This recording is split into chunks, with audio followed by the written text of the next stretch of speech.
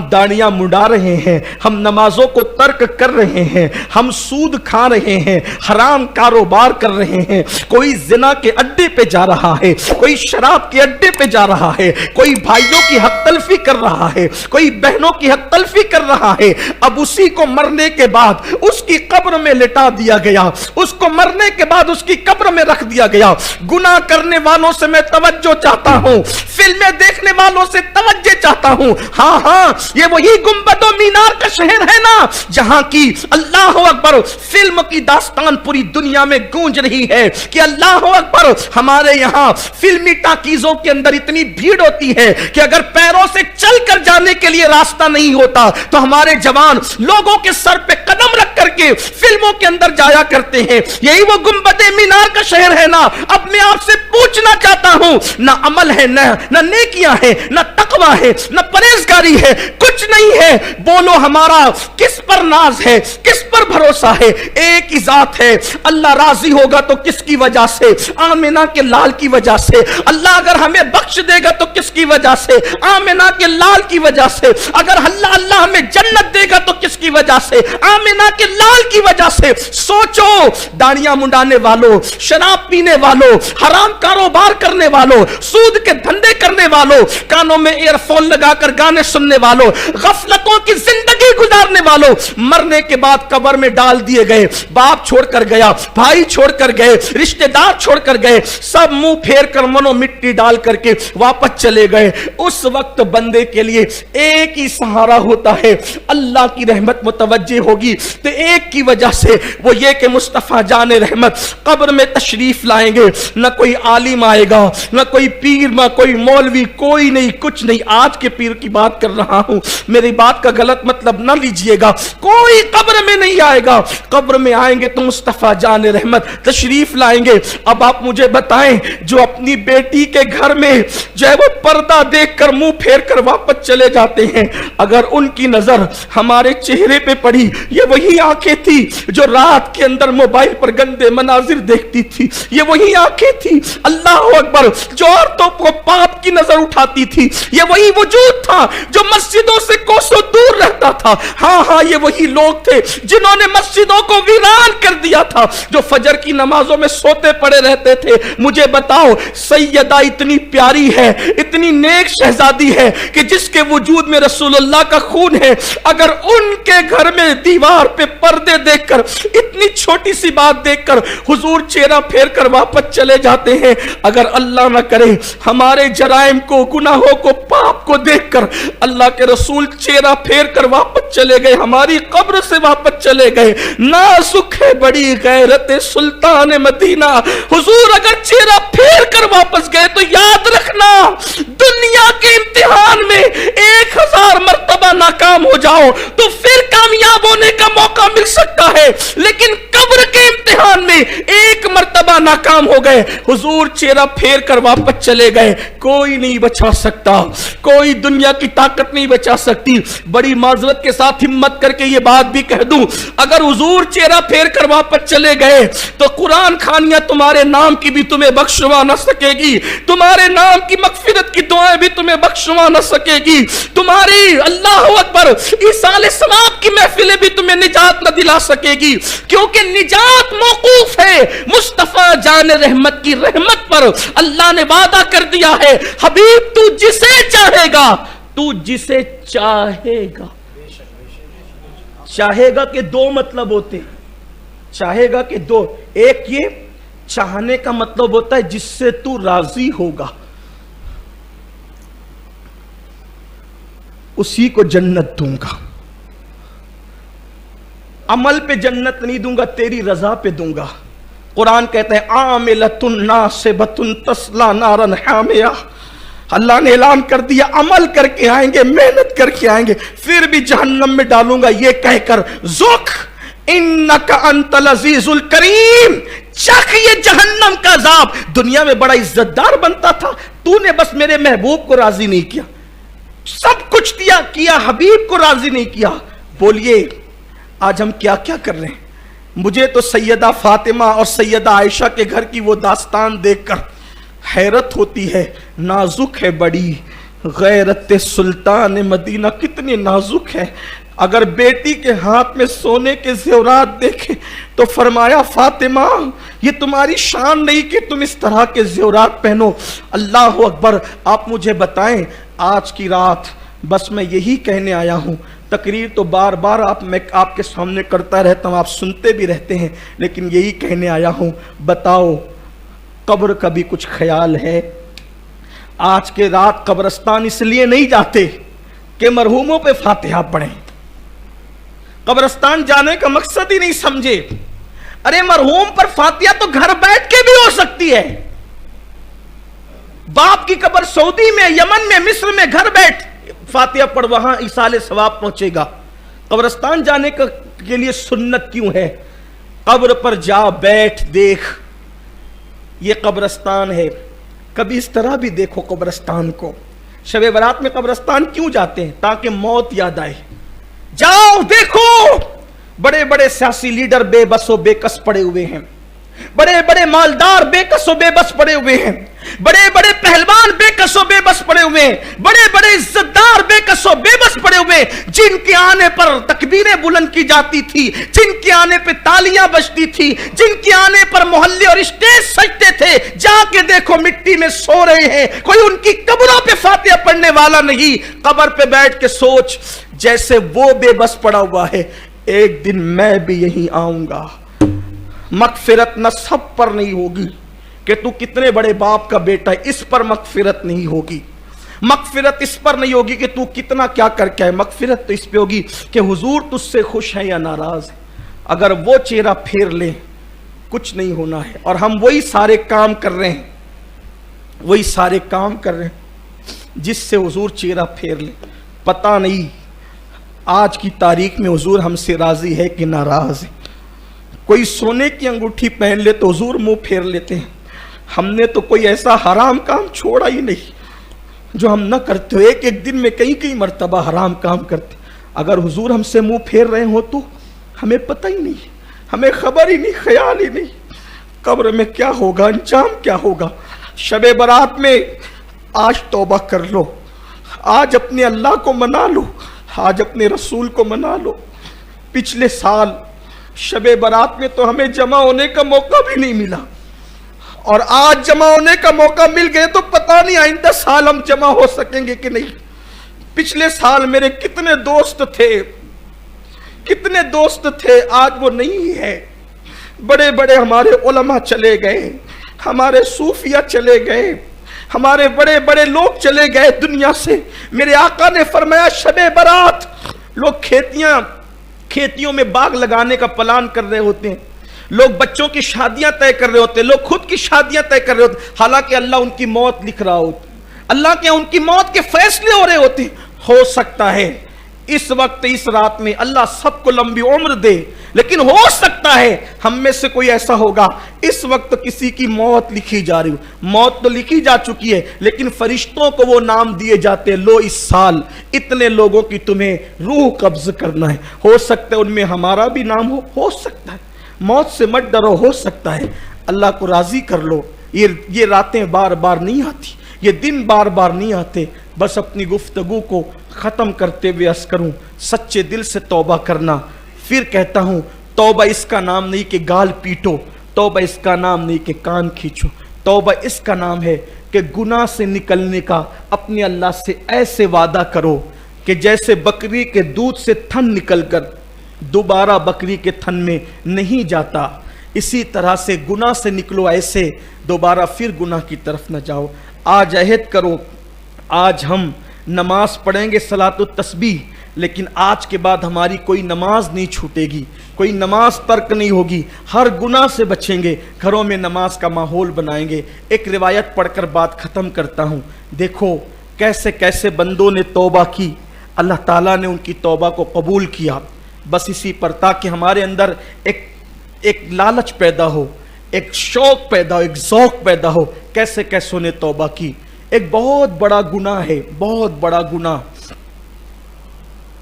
जिसको ज़िना से भी बदतर कहा गया है, वो है सूद, ब्याज। एक जवान था, پہلے سود کا گناہ سن لے. فرمایا گیا سود کا ایک لقمہ کھانا اور ماں کے ساتھ 36 مرتبہ زنا کرنا، یہ دونوں برابر برابر ہے. اتنا بڑا گناہ ہے سود کا. اب سنیے دل کے کانوں سے، کیسے کیسے بندے توبہ کریں کامیاب ہوتے ہیں. ایک جوان ہے، جوانی میں پیسے کمانے کی بڑی لالچ ہوتی ہے آدمی کو، کچھ بن جاؤں، کچھ کما لوں. اللہ کرے کمائے لیکن حلال سے کماؤ، حرام سے نہیں. خوب کماؤ، اسلام نے کمانے سے منع نہیں کیا، جمانے سے بھی منع نہیں کیا، مگر حلال. وہ جوان، اس کا نام حبیب تھا، بصرہ کا رہنے والا وہ جوان، خوبصورت جوان، سود کا دھندا کرتا تھا اور دگنا چوگنا 10 گنا جتنا چاہتا، جتنی مجبوری ہوتی اس سے اتنا سود وصول کرتا. ایک مرتبہ جس کے گھر چلا جاتا وصول کرنے، کچھ لیے بغیر ٹلتا نہیں تھا. حبیب نے اپنی بیوی سے کہا، میں اپنی زبان میں سمجھانے کے لیے کہوں، میں ذرا ہفتہ وصول کر کے آتا ہوں، تم میرا انتظار کرو. جیسے ہی وہ حبیب جوان بصرہ کا رہنے والا ہفتہ وصول کرنے کے لیے سود کا اپنے گھر سے نکلا، چھوٹے چھوٹے بچے بصرہ کی زمین پر کھیل رہے تھے.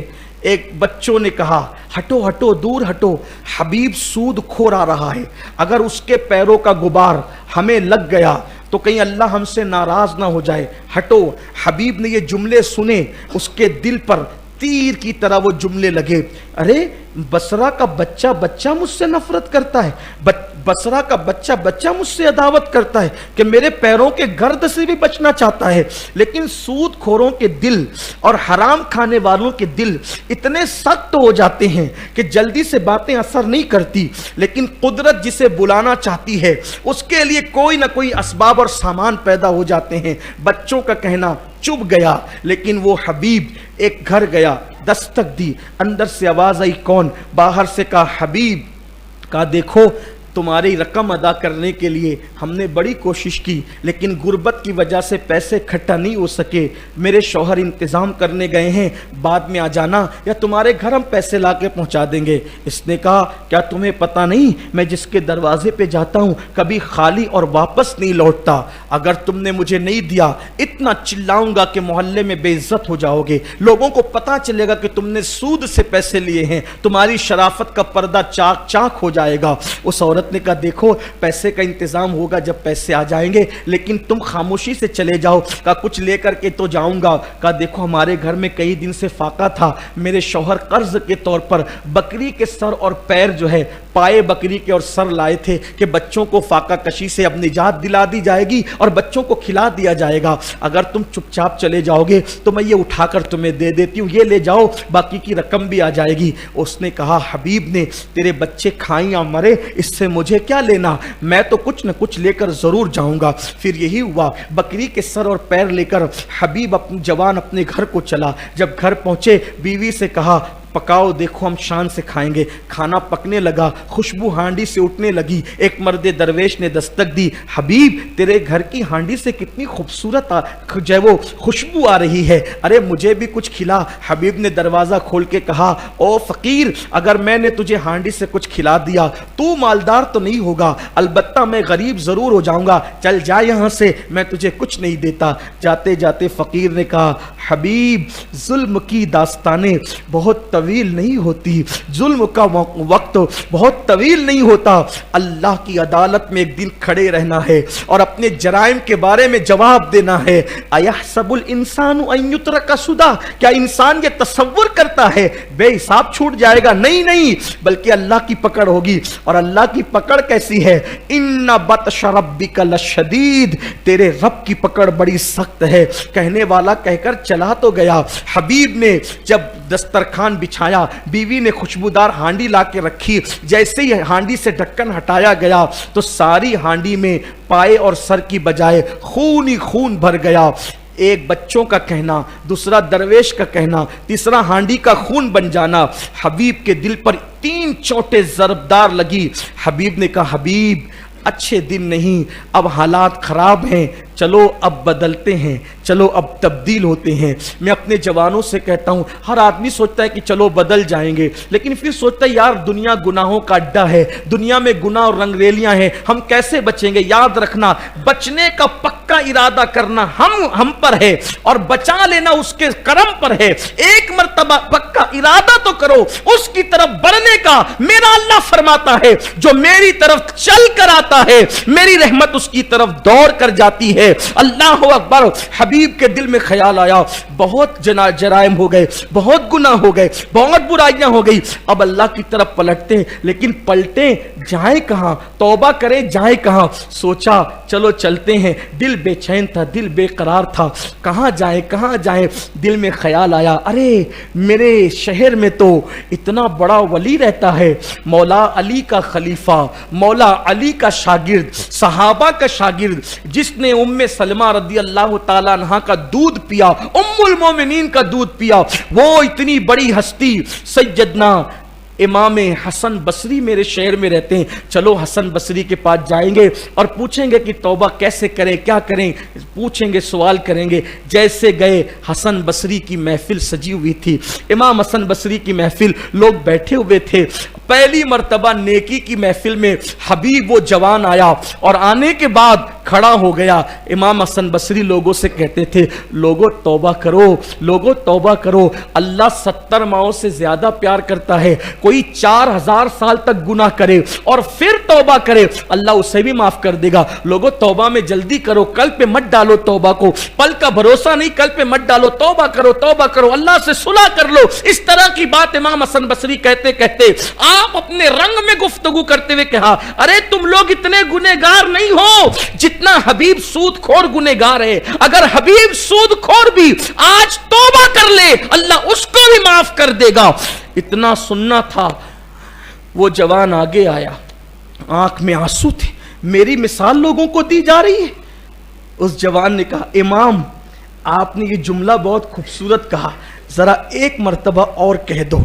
پھر میرے امام حسن بصری نے کہا اے لوگوں تم اتنے گنہگار نہیں ہو جتنا حبیب گنہگار ہے. اگر آج کی تاریخ میں حبیب سود خور بھی توبہ کرے اللہ اس کو بھی بخش دے گا. پھر وہ جوان اور قریب آ کے سامنے کھڑا ہو گیا.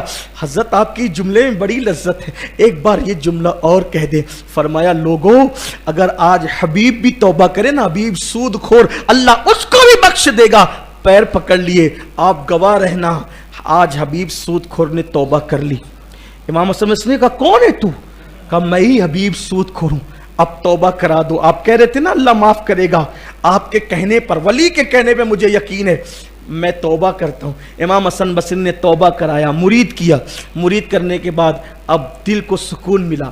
کہا بیٹے ایسے نہیں چلے گا, جس کا مال لیا لوٹانا پڑے گا, جس کا لیا ہے اس کو واپس دینا پڑے گا. کہا حضرت آپ گواہ رہیں, جو پہچانتا ہوں سب کو دوں گا اور جن کو نہیں پہچانتا ہوں سارا مال اللہ کے نام پہ صدقہ کر دوں گا, اللہ کے لیے صدقہ کر دوں گا. کر دیا میں نے سب. اب توبہ کر کے گھر جا رہے. وہ بچے ابھی بھی کھیل رہے تھے, وہ بچے ابھی بھی کھیل رہے تھے. جیسے حبیب کو دیکھا کہا ہٹو ہٹو, حبیب اللہ کا محبوب بن کر آ رہا ہے, حبیب اللہ کا حبیب بن کر آ رہا ہے. وہ دور میڈیا کا دور تو تھا نہیں. حبیب نے آسمان کی طرف دیکھ کے کہا اللہ تو کتنا پیار کرتا ہے بندے سے, میں نے کتنے گناہ کیے کہ لوگ نفرت کرنے لگے اور میں نے توبہ کیا کر لی. بچے بچے کے دل میں تو نے میری محبت پیدا کر دی. پھر حبیب نے کہا اب زندگی بھر پرہیزگاری میں, تقوی میں متقی بن کے گزار دوں گا. پھر امام حسن بصری کے مرید ہوئے, پھر خلیفہ ہوئے, اتنے متقی ہوئے کہ اسی حبیب کو دنیا نے حضرت حبیب اجمی کے نام سے جانا. اور یہ حبیب اجمی کون ہے؟ غوث پاک کے پیر کے پیر کے پیر کے پیر کے بھی پیر ہے, غریب نواز کے پیر کے پیر کے پیر کے بھی پیر ہے, یعنی پیران پیر کے بھی پیروں میں بن گئے سچی توبہ کی برکت سے. پھر پتہ ہے کیا مقام ان کو ملا, کیا مرتبہ ان کو ملا سچی توبہ کی برکت سے. پھر وہ بڑے نیک ہو گئے, اب نماز بھی پڑھاتے تھے. ایک دن نماز پڑھا رہے تھے, ان کے پیر و مرشد جن کے ہاتھ پہ حبیب نے توبہ کی تھی امام حسن بصری ان سے ملنے آئے. راستے میں لیٹ ہو گئے, اذان ہو گئی, حبیب اجمی نے نماز شروع کر دی. اب امام حسن بصری کتنے بڑے بزرگ, انہوں نے توبہ کرائی.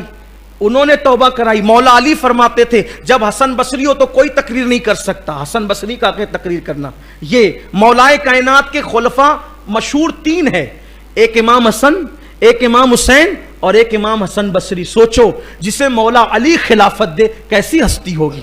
اب آئے حبیب اجمی نماز پڑھا رہے ہیں, حسن بصری نے سوچا میرے ہاتھ پہ توبہ کی, توبہ تو میں پہلے کیسا تھا میرے ہاتھ, میں اس کے پیچھے کیوں نماز پڑھوں, میں اس کے پیچھے کیوں نماز پڑھوں, اس کی شان تو میرے برابر نہیں ہے, اس کا مرتبہ تو میرے برابر نہیں ہے. نماز نہیں پڑھی, ختم ہوگی نماز, پھر اپنی نماز شروع کی.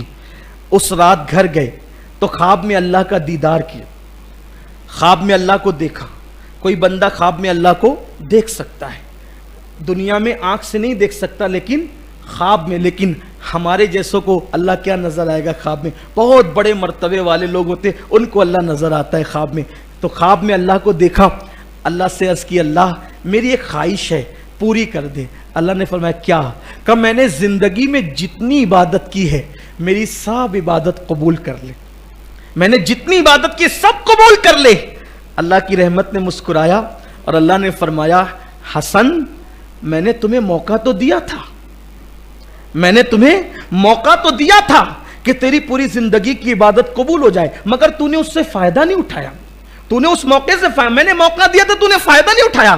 امام حسن بصری نے کہا مولا تو نے کب موقع دیا تھا اور میں نے فائدہ نہیں اٹھایا؟ کہا آج ہی تو مغرب میں تجھے موقع دیا تھا, اگر حبیب اجمی کے پیچھے نماز پڑھ لیتا تو تیری ساری زندگی کی عبادتوں کو وہ مقام مل جاتا جو تو چاہتا ہے. سوچو پہلے کی زندگی کہاں اور سچی توبہ کے بعد کی زندگی کہاں. امام حسن بصری جیسے وہ کہا جا رہا ہے کہ تم ان کے پیچھے ایک نماز پڑھتے تو تم جو چاہ رہے تھے وہ مراد کو پہنچ جاتے. یہ سچی توبہ کی برکت ہے. آؤ